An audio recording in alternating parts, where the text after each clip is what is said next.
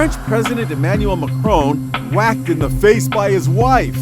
ইরানের বিরুদ্ধে চলমান সামরিক অভিযানে মিত্রদেশ ফ্রান্সকে পাশে না পেয়ে মার্কিন প্রেসিডেন্ট ডোনাল্ড ট্রাম্প করে বসলেন এক অদ্ভুত আচরণ।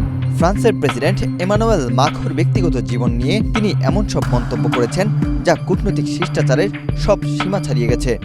শুধু তাই নয়, ইরান যুদ্ধে পাশে না পেয়ে পশ্চিমা আঞ্চলিক জোট ন্যাটোর কঠোর সমালোচনা করে বসলেন মার্কিন এই খ্যাপাটে প্রেসিডেন্ট। গত বুধবার এক ব্যক্তিগত মধ্যাহ্নভোজে তিনি ন্যাটো জোটকে কাগজে বাঘ বলে অভিহিত করেছেন। শুধু তাই নয়, হোয়াইট হাউসের ইউটিউব চ্যানেলে এই ভিডিওটি আপলোড করার কিছুক্ষণ পরেই সরিয়ে নেওয়া হয়। ফ্রান্সের প্রেসিডেন্ট ইমানুয়েল মাখোঁর ব্যক্তিগত জীবন নিয়ে বিদ্রুপাত্মক মন্তব্যের জেরে ব্যাপক সমালোচনার মুখে পড়েছেন ডোনাল্ড ট্রাম্প।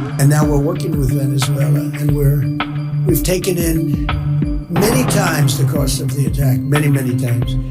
বৃহস্পতিবার এফপির এক প্রতিবেদনে উঠে এসেছে ট্রাম্পের সেই চাঞ্চল্যকর মন্তব্যের বিস্তারিত। মধ্যাহ্নভোজের এক পর্যায়ে ট্রাম্প রসিকতার ছলে মাখো ও তার স্ত্রী ব্রিজিতার সম্পর্ক নিয়ে কথা বলেন। ট্রাম্প ইঙ্গিত করেন যে মাখো তার স্ত্রীর হাতে শারীরিক লাঞ্ছনার শিকার হয়েছেন। 2025 সালের মে মাসে ভিয়েতনাম সফরের সময় একটি ভাইরাল ভিডিও সূত্র ধরে ট্রাম্প বলেন, আমি মাখোকে ডেকেছিলাম, যার স্ত্রী তার সাথে দুর্ব্যবহার করে। ট্রাম্প আরও দাবি করেন, মাখোর চোয়ালে তার স্ত্রীর আঘাতের চিহ্ন এখনও রয়ে গেছে। যদিও ফরাসি প্রেসিডেন্ট এর আগে বিষয়টিকে ভুল বোঝাবুঝি বলে উড়িয়ে দিয়েছিলেন, কিন্তু ট্রাম্পের এই ব্যক্তিগত আক্রমণ প্যারিস ও ওয়াশিংটনের মধ্যে এক বিশাল দেয়াল তৈরি করে দিয়েছে। ট্রাম্পের এই ক্ষোভের আসল কারণ সামরিক সহায়তা না পাওয়া।